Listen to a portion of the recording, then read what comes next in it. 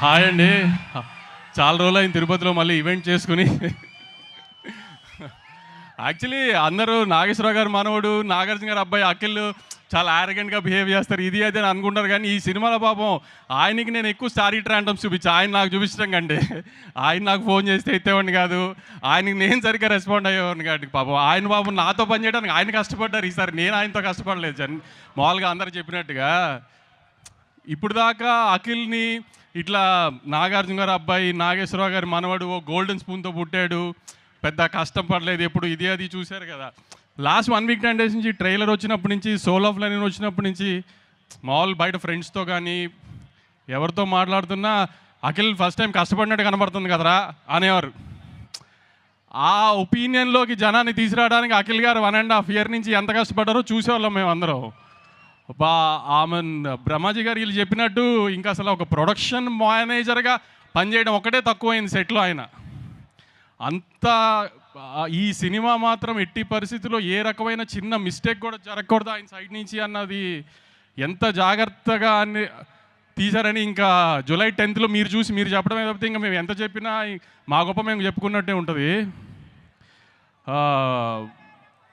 Interval last 40 minutes guarantee కంగు తింటారు మీరు. అది మళ్ళీ ఒక మాస్ సినిమాలో ఎలా రెగ్యులర్గా ఉంటుంది ఇంటర్వెల్, అలా కాకుండా కూడా అఖిల్ ఒక మాస్ సినిమా చేస్తున్నప్పుడు ఎలాంటి రెగ్యులర్ ఫార్మాట్లో ఉండకూడదు అనుకుంటున్నాము, అది ట్రై చేసి మరి పెట్టుకున్న ఎలిమెంట్స్ అవన్నీ ఖచ్చితంగా మాత్రం 2-3 చోట్ల సినిమాలో మాత్రం సర్ప్రైజ్ అవుతారు డెఫినెట్గా. ఆ స్క్రీన్ ప్లేలో ఆ కేర్ తీసుకున్నాడు నందు.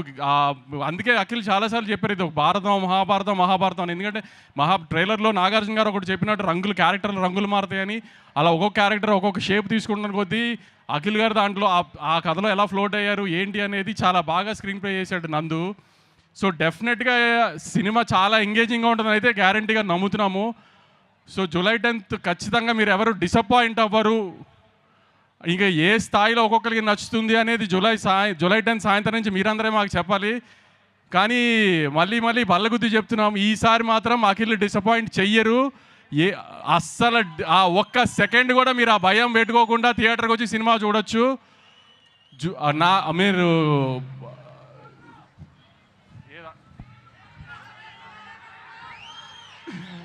Okay Bhagyashree, thank you. మాకు చిన్న డిస్టర్బెన్స్ జరిగితే ఒక ఫోన్ కాల్లో డేట్స్ అన్ని అడ్జస్ట్ చేసి సినిమా చేసావు. Thank you, really thank you very much. Brahmaji గారు ఆవిడ అన్నట్టు నిజంగానే మీకు ఆయాసం వస్తుందండి, అంత కష్టపడి మాట్లాడారు ఎందుకు? నిజంగానే మీరు జెన్జీ అనుకున్నా మీకు ఆయాసం వస్తుంది ఏంటండి? శివాజీ గారు చాలా థ్యాంక్స్ అండి, చాలా మంచి క్యారెక్టర్ చేశారు. సునీల్ భయ్య, మీరు నా సినిమాలో ఉంటే అది గ్యారంటీ హిట్ సినిమా, మన ఇద్దరికి సెంటిమెంట్ అది.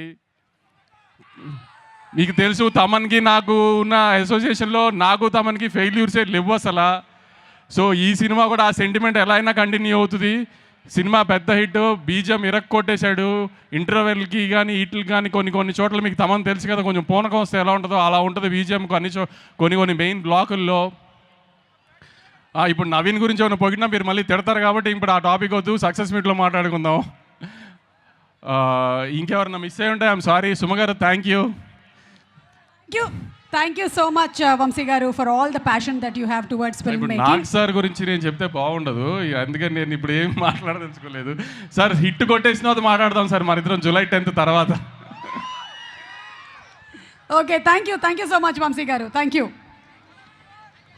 Okay, so Tirupati, are we ready for our Lenin?